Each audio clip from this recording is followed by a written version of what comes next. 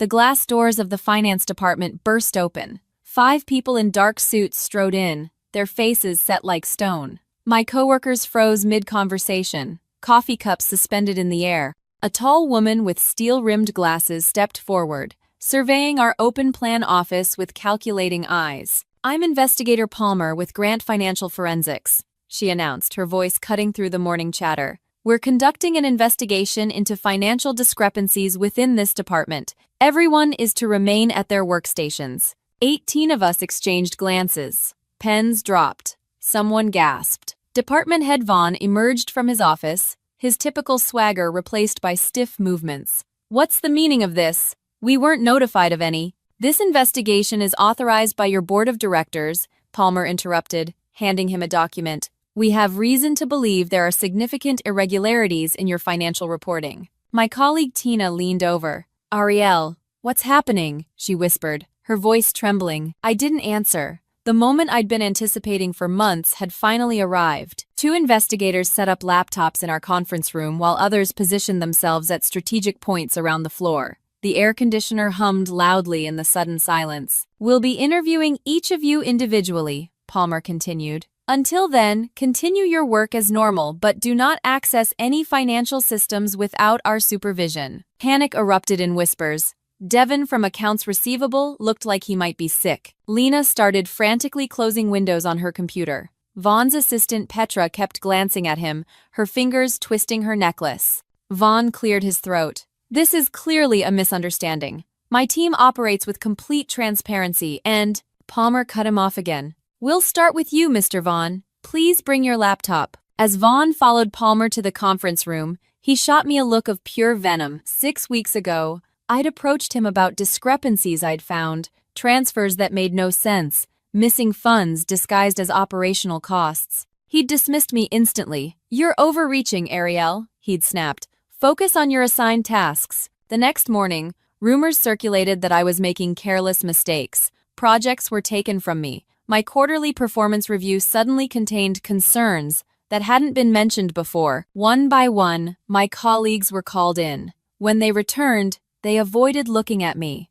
When Palmer approached my desk 3 hours later, the office had grown unnaturally quiet. "Miss Nash, you're next." The conference room felt smaller with 4 investigators inside. Palmer gestured to a chair across from her. "Miss Nash, several of your colleagues have mentioned you've been making calculation errors in recent months." I smiled slightly. "That's interesting. Have you checked the fiscal records from last quarter yet?" She frowned. "We're methodically working through." "I think you should look now," I said calmly. "Specifically transaction series WR1440 through WR1587. Her eyebrows rose slightly. "Why those particular transactions?" "Because they tell a completely different story than what you're hearing." Palmer typed briefly, then frowned. Another investigator leaned over, studying her screen. "These transfers don't match the reported totals," she said slowly. "Now check who authorized them," I suggested. As she dug deeper, her expression transformed from skepticism to realization. If you're invested in finding out what happens next in this workplace betrayal, take a second to hit like and subscribe. Every subscription helps me bring more of these real-life dramas to light, stories where the underdog finally gets justice. Drop a comment with your predictions about who's behind the financial fraud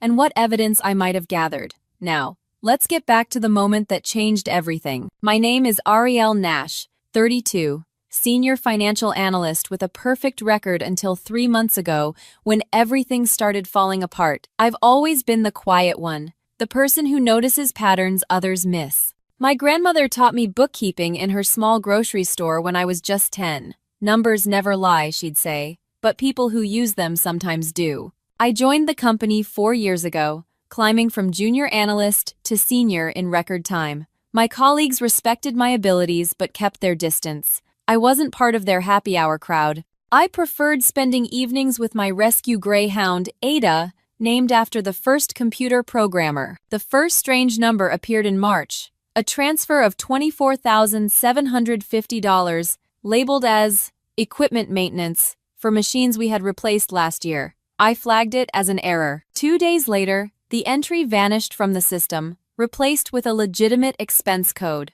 Strange, but systems glitch sometimes. Then I noticed more. Sums moving between accounts at odd hours, invoices with sequential numbers but non-sequential dates, expense reports with perfect, round figure totals. Anyone scanning quickly would miss these details, but I had developed a habit of cross-referencing everything. I built a private spreadsheet tracking discrepancies. By May, I had identified a pattern: approximately $42,000 disappeared monthly, siphoned through multiple transactions. The amounts were small enough to stay under approval thresholds but large enough to add up significantly. When I approached Vaughn with my findings, his reaction was immediate hostility. "You're seeing ghosts, Ariel," he said, barely glancing at my evidence. "These are authorized expenditures." "By whom?" I asked. "There's no proper documentation." He closed my laptop. "You've been working too hard. Maybe you need some time off." "I'm not mistaken," I insisted.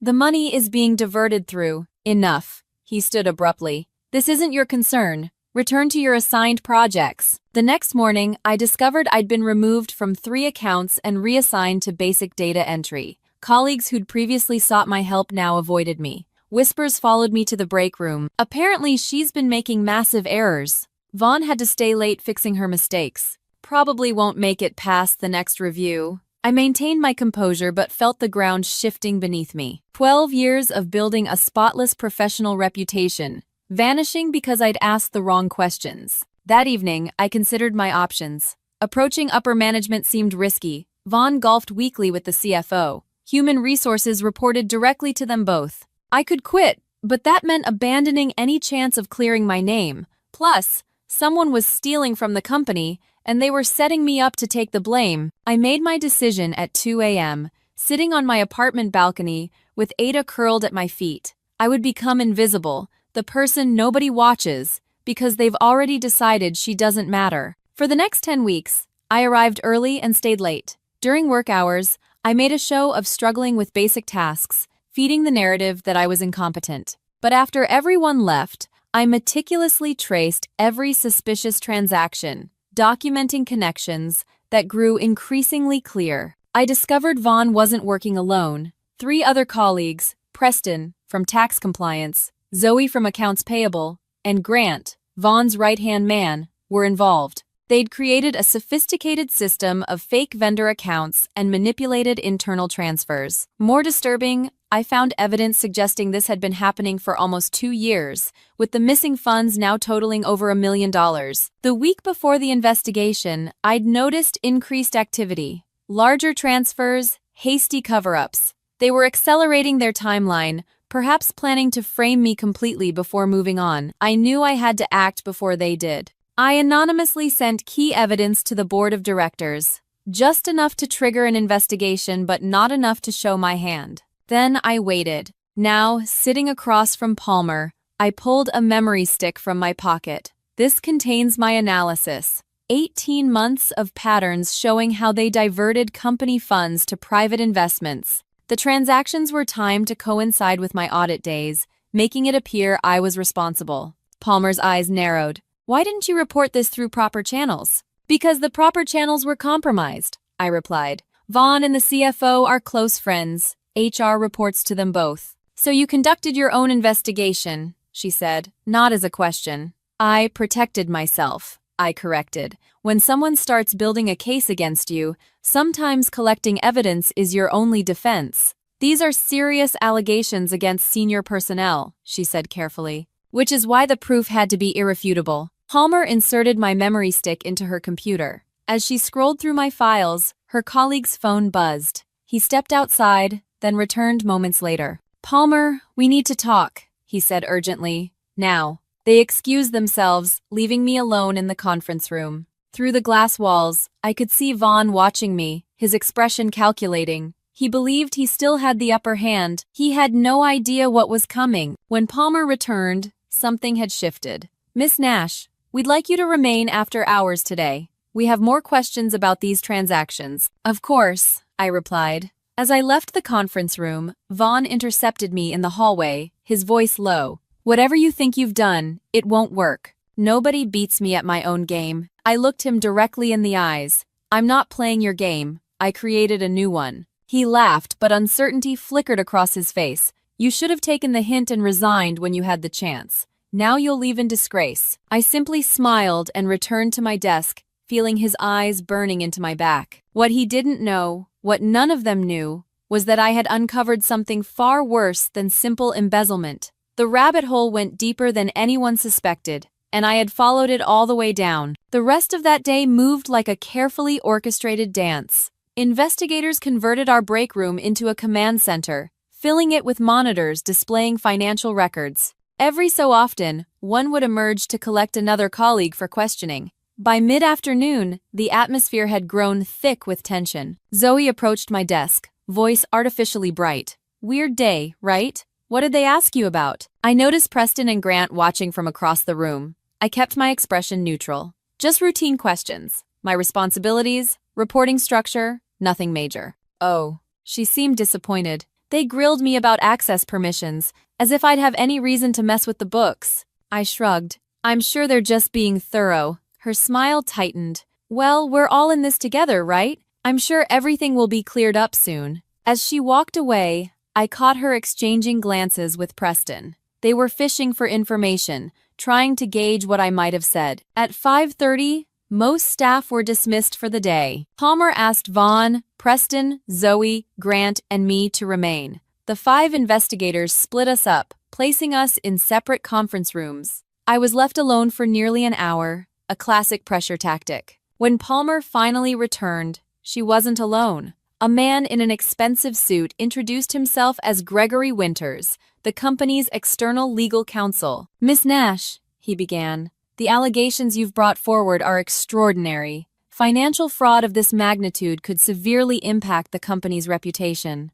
I noticed his careful wording. Not the fraud itself, but the allegations of fraud. I understand your concern, I replied. That's why I documented everything so thoroughly. Palmer placed a folder on the table. We've reviewed your evidence. Some of it is compelling, but there are gaps. Such as? You've identified unusual transactions, but haven't definitively connected them to the individuals you've named. I felt a chill. They were giving me an exit ramp, a way to back down. The connections are in the metadata, I explained. Each transaction has a digital fingerprint. Check the authorization codes, then cross-reference with login records. Palmer exchanged glances with Winters. We did. The login credentials used were yours. I'd expected this, because they were using my account. Notice the timestamps. Many of these transactions occurred while I was in documented meetings. Check the security camera footage from the executive conference room on April 12th.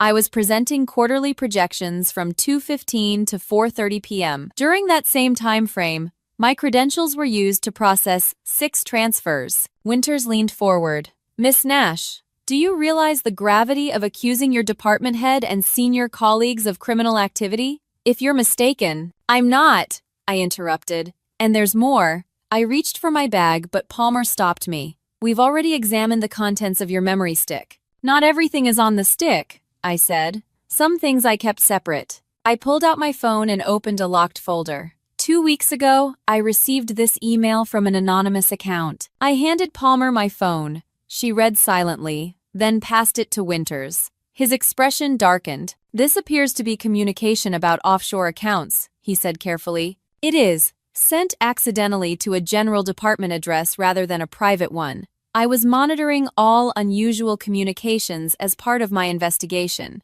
This alone doesn't prove who sent it, Palmer noted. True, but when I traced the IP address, it came from a device registered to Grant's wife's art gallery. The account mentioned Meridia Holdings, is registered in the Cayman Islands with Preston's brother-in-law listed as a director. Their stunned silence confirmed I'd caught them off guard. There's a difference between suspicion and evidence, I continued. I made sure to collect the latter. Palmer recovered first. If what you're saying is true, why would they risk sending this from a traceable location? Because they got sloppy. Success bred overconfidence. They've been doing this for almost 2 years without anyone noticing. Except you, Winters said. I notice patterns. It's what I do. Palmer closed her folder. We need to verify this new information. Please wait here. Left alone again, I watched the office through glass walls.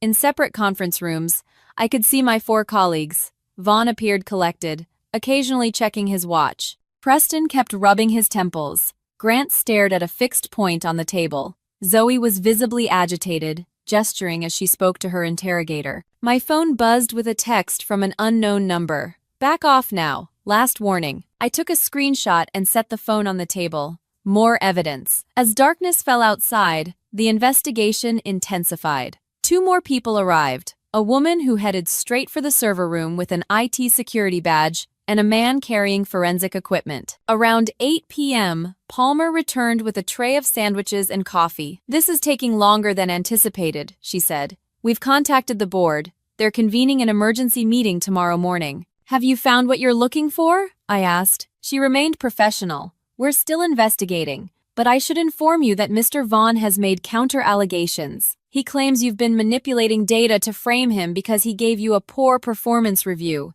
I'd anticipated this. That review only appeared in my file after I questioned the discrepancies. He says you've been resentful since being passed over for promotion last year. I wasn't eligible for promotion last year. I'd only been in my position for 10 months. The minimum requirement is 12.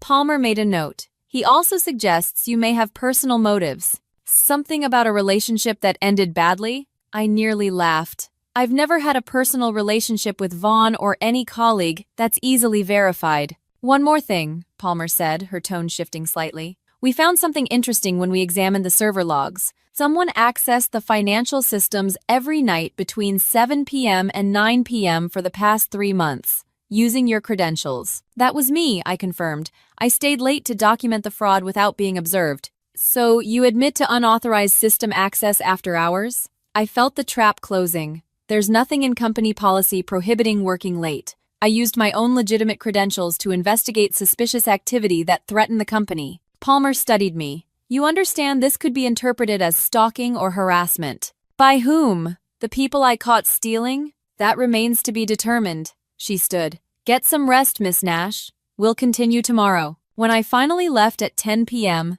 the building was eerily silent. In the parking garage, I found my car blocked by a black SUV with tinted windows. As I approached, the driver's window lowered. Grant leaned out, his face hard in the shadows. You have no idea what you've started, he said quietly. Vaughn has friends in places you can't imagine. Is that supposed to frighten me? I asked. It should. This goes beyond a few questionable transactions, Ariel. Walk away now. Say you made a mistake. Overworked, stressed, jumping at shadows. Why would I do that? Because otherwise your future disappears. No one hires a whistleblower. Even if you're right, especially if you're right, your career is over. I stepped closer. Is that what happened to Constance? His face went slack. What? Constance Myers. The analyst who left suddenly last year. She found something too, didn't she? Grant recovered quickly. She relocated for personal reasons. Did she? Because I can't find any trace of her. No social media, no new employment records. It's like she vanished. You're paranoid, he snapped, but his knuckles whitened on the steering wheel. Tell Vaughn his intimidation tactics won't work. I've already secured my evidence in multiple locations. Anything happens to me, it all goes public. He revved the engine. You've made a terrible mistake. As he drove away, I took several deep breaths to steady myself. The confrontation confirmed what I'd suspected. There was something bigger at stake than embezzlement. Something worth threatening me over. I spent that night in a hotel, not taking chances with my apartment's security. Sleep came in broken fragments between bouts of anxiety. By 6 a.m., I gave up trying and prepared for what might be the most consequential day of my career. When I arrived at the office at 7:30, the investigation team had already returned. New faces had joined them, 2 people with FBI credentials. Palmer intercepted me at the elevator. The board meeting has been moved up. They're waiting for us now. The executive floor was a world apart from our department, polished wood and hushed conversations. The boardroom door opened to reveal 12 people seated around a massive table. At the head sat CEO Jonathan Phillips, a man I'd only seen in company-wide presentations. Vaughn and his 3 accomplices were already seated on one side, looking professionally composed but with tension evident in their postures. I was directed to sit opposite them. Phillips opened the meeting. As you're all aware, serious allegations have emerged regarding financial improprieties in our accounting department. Both sides will present their evidence, after which the board will determine next steps. Vaughn spoke first, his voice steady and reasonable. I appreciate the board's attention to this matter, which I believe stems from a misunderstanding. Miss Nash is a talented analyst whose performance has unfortunately declined in recent months. When I addressed these issues in her review, she became defensive and began constructing this elaborate accusation. He presented a timeline portraying me as an employee with deteriorating performance who had launched a vendetta after legitimate criticism. He explained away the suspicious transactions as routine operations that would be clear to anyone with proper training. Furthermore, he continued, our IT department confirms Miss Nash accessed systems after hours without authorization, potentially altering records herself. It was a masterful performance, measured, logical, and utterly false. When my turn came, I felt 17 pairs of eyes scrutinizing me. The pressure was immense, but I'd prepared for this moment for months. Thank you for hearing me today, I began. What Mr. Vaughn presented sounds reasonable, but it's a carefully constructed fiction. The timeline is crucial here, but not the one he presented. I distributed a document to everyone present. This is the actual sequence of events, with supporting evidence noted for each entry. You'll see the financial discrepancies began 18 months ago, accelerated 6 months ago,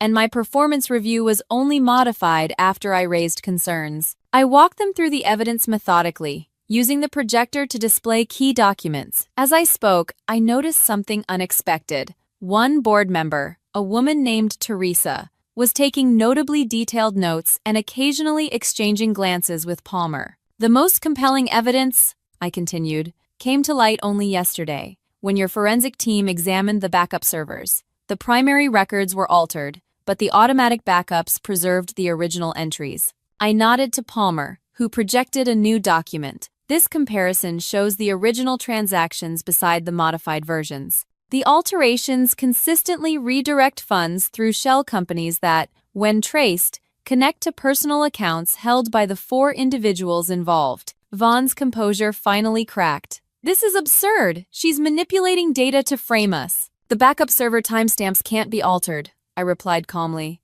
They show when each change was made and by whom. The CEO studied the documents. These discrepancies are significant. Mr. Vaughn, how do you explain them? Vaughn leaned forward. There's a simple explanation. Nash has been planning this for months. She could have easily... A sharp knock interrupted him. The boardroom door opened, and a woman entered, handing a folder to Palmer, who reviewed it quickly before passing it to Phillips. His face darkened as he read. Mr. Vaughn, were you aware of Meridia Holdings in the Cayman Islands? Vaughn went perfectly still. I'm not familiar with that entity. That's interesting, Phillips said, because we have documentation of transfers totaling over $2 million from our operating accounts to Meridia, subsequently distributed to private accounts held by you and your associates. The room erupted in chaos. Grant started shouting accusations. Preston turned ghostly pale. Zoe burst into tears, and in that moment of confusion, Teresa slid a small note across the table to me. It read,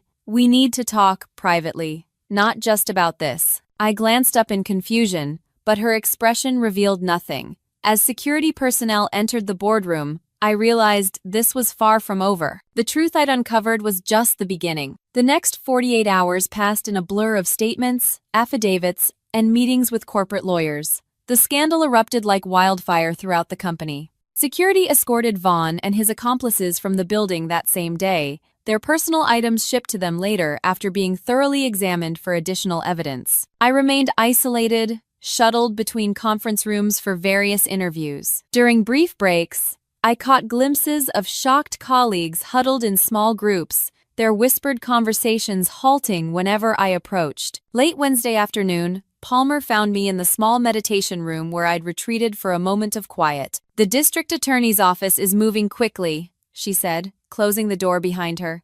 "The evidence is overwhelming. All 4 are facing multiple charges of fraud, embezzlement, and potentially money laundering." I nodded, feeling hollow despite the vindication. The adrenaline that had sustained me for months was crashing, leaving exhaustion in its wake. "Teresa asked to meet with you," Palmer continued, watching me carefully. "Do you know why?" "No, she passed me a note during the board meeting, but we've never spoken before." Palmer hesitated. "Teresa isn't just a board member. She chairs the audit committee and has a background in federal financial crimes investigation. Her presence at that meeting wasn't coincidental." What does that mean? It means your discovery may have uncovered something bigger than corporate theft. She glanced at her watch. She's waiting in the executive lounge. I'll take you there. The executive lounge occupied the building's top floor with panoramic views of the city. Teresa sat alone by the window, a slim leather portfolio on the table before her. In her early 50s, she carried herself with the assured confidence of someone accustomed to authority. "Miss Nash," she greeted me, gesturing to the chair opposite her. "Thank you for making time." Palmer excused herself, leaving us alone. "I've been following your work these past 2 days," Teresa began. "Your attention to detail is exceptional." "Thank you," I replied cautiously. "What made you dig deeper after Vaughn dismissed your concerns? Most people would have backed down." I considered my answer. Numbers don't lie. When someone works too hard to hide them, I get curious. She smiled slightly. "A quality we share." She opened her portfolio. "Are you familiar with financial consulting firm Abbott Partners?" "Vaguely. They're based in Chicago, I believe. They're also our company's external auditors. Have been for 7 years." She slid a document across the table. "This is their most recent audit report from 4 months ago. Perfect scores across all departments, including finance." I scanned the report. Given what we've uncovered, this audit should have flagged numerous inconsistencies. "Exactly. Either they're incompetent or they're complicit," I finished. Teresa nodded. "For the past 18 months, I've been working with a federal task force investigating a pattern of corporate fraud across multiple industries. Abbott Partners is the common denominator. They certify clean audits for companies where executives are siphoning funds." My mind raced. So Vaughn and his team weren't acting alone. They had outside help concealing their activities. "We believe Abbott Partners is running a sophisticated operation. They place people inside client companies, establish embezzlement schemes, then use their position as auditors to hide the evidence." "And you think someone at our company was planted by Abbott?" Teresa leaned forward. "We know it. Grant worked for Abbott's Chicago office before joining us 3 years ago. His hiring coincided with our company switching to Abbott as our auditor." The pieces clicked together. "That explains why Grant tried to intimidate me in the parking garage. He's protecting something bigger than himself." "Precisely. We've been building a case against Abbott for years, but couldn't identify their inside operators at various companies. You've just handed us one network. Is that why you were at the board meeting? You were hoping the investigation would expose this connection?" Teresa nodded. "The FBI has been monitoring suspicious activities here for months, but needed concrete evidence tying individuals to Abbott. Your discovery accelerated everything." I absorbed this information, feeling both validated and uneasy. "What happens now?" "The 4 individuals from your department will face charges, but our primary target is Abbott's leadership. We need your help." "What kind of help?" "Testimony primarily. But first," she slid another document across the table, "we need to ensure your safety." I glanced at the paper. "Witness protection?" "A modified version. Abbott has resources and isn't above using them against whistleblowers. We've seen it before." Grant's parking garage threat suddenly felt more ominous. "You mentioned Constance Myers, didn't you?" Teresa's expression tightened. "You know about Myers?" "I found personnel records showing she left suddenly last year. When I mentioned her to Grant, his reaction was telling. Constance Myers discovered similar discrepancies. She approached Vaughn, then disappeared the next day. Her resignation letter cited family issues. We've been trying to locate her." A chill ran through me. "What do you think happened to her?" "Nothing good." Teresa's voice hardened. "Which is why we're taking your protection seriously." The next morning, a new crisis erupted. I arrived to find the executive floor in chaos. Phillips was shouting into his phone while board members clustered in agitated groups. Teresa pulled me aside. "The 4 suspects were released on bail last night. This morning, we discovered the primary evidence servers were physically damaged. Someone accessed the secure server room overnight." "That's impossible," I said. "Those servers are protected by biometric security." "Which means someone with high-level access is involved. Someone still inside the company." I felt the floor drop beneath me. "The evidence? Much of it is compromised. The backups were targeted specifically." "But I kept separate copies," I said. "The memory stick. My private records. Also gone. Your desk was broken into last night." My hands began to shake. Months of painstaking work, destroyed in hours. "They're going to get away with it." Teresa's expression remained calm. "Not necessarily. The company's legal counsel is trying to delay proceedings until we can reconstruct the evidence, but without your documentation. I leaned against the wall, mind racing. They knew exactly what to target. This wasn't panic destruction. It was strategic, which confirms our suspicion that someone senior is involved. Someone who knew precisely where the evidence was stored. A terrible thought occurred to me. What about the copies I gave to Palmer's team? Teresa's silence answered my question. We need to leave, she said quietly. Now. She led me through a service corridor to an elevator I didn't know existed. As we descended to the parking garage, she outlined the situation in clipped sentences. We believe Abbott has a senior contact inside the company, possibly an executive. The operation is more extensive than we realized. With the evidence compromised, the case is unraveling. The DA is being pressured to drop charges. So they win, I said numbly. Not yet, Teresa's voice hardened. But we need to move you to safety while we regroup. A black sedan waited in a reserved space. As we approached, a man stepped out of the shadows. Grant. My heart lurched. Going somewhere? He asked, his voice eerily pleasant. Teresa positioned herself between us. This is a federal matter now, Mr. Grant. Interfering would be unwise. He smiled. No interference, just delivering a message. He looked directly at me. Vaughn appreciates your creativity, Ariel. A shame your evidence couldn't withstand scrutiny. The evidence was destroyed, I countered, not discredited. A distinction without difference in court. His confidence was chilling. The board is reconsidering its position. By this afternoon, this unfortunate misunderstanding will be resolved. Vaughn has graciously offered to not pursue defamation charges if you tender your resignation immediately. The casual arrogance infuriated me. After everything they'd done, the theft, the manipulation, potentially harming Constance, they expected to simply walk away. Something shifted inside me. A calm clarity replaced my anxiety. Tell Vaughn I'm looking forward to seeing him this afternoon, I replied. At the board meeting. Grant's smile faltered slightly. There's no board meeting scheduled. There will be, I said with newfound confidence. Emergency session at 2 p.m. Teresa gave me a questioning look but remained silent. Grant studied my face, searching for deception. Finding none, uncertainty crept into his expression. What are you planning? Just delivering a message of my own. See you at 2. As he retreated, Teresa guided me quickly to the car. What board meeting are you talking about? I smiled. The one you're going to call right now. At precisely 2 p.m., the boardroom filled once again. Vaughn, Preston, Zoe, and Grant entered as a unified front, their confidence restored by the morning's developments.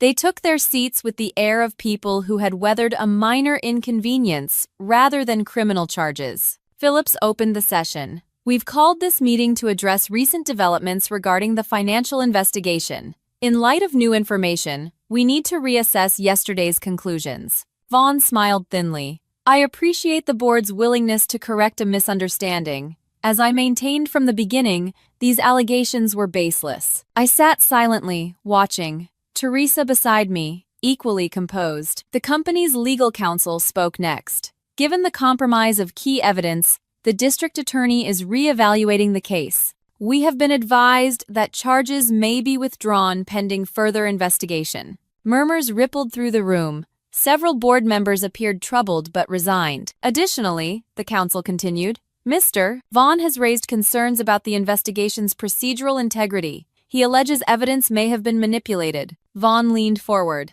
I take no pleasure in this situation. Mistakes happen, even with dedicated employees like Miss Nash. I'm prepared to put this unfortunate episode behind us. His magnanimity made my skin crawl, but I maintained my composure. Phillips turned to me. Miss Nash, do you have anything to add before we proceed? I stood slowly, feeling all eyes upon me. Yes, I'd like to address the compromised evidence. There's little to address, Vaughn interjected. The alleged evidence no longer exists. That's not entirely accurate, I replied. While the local copies were destroyed, I never kept all my evidence in one place. The room went silent. 3 months ago, I recognized the pattern of harassment following my initial report. I anticipated potential retaliation, including destruction of evidence, so I took precautions. I removed a small device from my pocket. This is an encryption key containing complete duplicates of everything. Original transactions, modified entries, transfer records, offshore account details. The entire trail. Vaughn's smile froze. But that's just documentation. The truly compelling evidence is something else entirely. I pressed a button on my phone. I'd like to play a recording for the board. Grant's voice filled the room. This goes beyond a few questionable transactions, Ariel. Walk away now. Say you made a mistake. My response followed. Why would I do that? Then Grant again. Because otherwise, your future disappears. No one hires a whistleblower. And finally, the critical exchange about Constance Myers. As the recording ended, Vaughn's face contorted with fury. You recorded that conversation illegally. Actually, Teresa interjected, Miss Nash was wearing a federal wire during that encounter. We have proper authorization. I continued calmly. But the parking garage conversation is just the beginning. For the past month, I've been working directly with Miss Teresa's federal task force, wearing recording devices during multiple interactions with all 4 conspirators. I placed my encryption key on the table. Every threat, every attempt at intimidation, every discussion of the scheme, all preserved and duplicated across secure federal servers. Servers you can't access or destroy. The blood drained from Vaughn's face as understanding dawned. You set us up. No, I gave you enough rope to hang yourselves. And you did, repeatedly. Grant lunged across the table for the encryption key, but federal agents who had been positioned discreetly around the room moved in swiftly. Oliver Grant, announced one agent. You're under arrest for conspiracy, financial fraud, and obstruction of justice. As the agents detained all 4, Teresa addressed the board. This company has been infiltrated by a criminal organization operating through Abbott Partners. We have reason to believe at least one executive-level employee is also involved. The CEO went pale. Who? Teresa smiled slightly. That will become clear very soon. Meanwhile, these 4 individuals are facing significant federal charges. Charges supported by evidence they cannot access or destroy. As Vaughn was led away, he locked eyes with me one final time. This isn't over, he hissed. Actually it is, I replied, and Constance Myers sends her regards. His shock was palpable. The investigation had uncovered Constance living under an assumed name in Arizona, frightened but alive, ready to testify. In the aftermath, the company underwent a complete restructuring. 3 executives, with ties to Abbott Partners, resigned. The board appointed Teresa as interim CFO to rehabilitate the finance department. And me? I was offered a new position, Director of Financial Integrity, reporting directly to the board. My first assignment, designing new systems to prevent similar schemes across all company divisions. Sometimes justice isn't about dramatic confrontations. Sometimes it's about patience, meticulous documentation, and understanding that the most effective revenge isn't destroying your enemies, but using their own actions to bring them down. If you found this story of corporate justice satisfying, make sure to like and subscribe for more true accounts of underdogs who refuse to be silenced. Have you ever encountered workplace corruption? Share your experiences in the comments below. And if this story taught you anything about standing up for what's right, pass it along to someone who might need the inspiration. Until next time, remember, the truth has a way of surfacing, no matter how deep people try to bury it.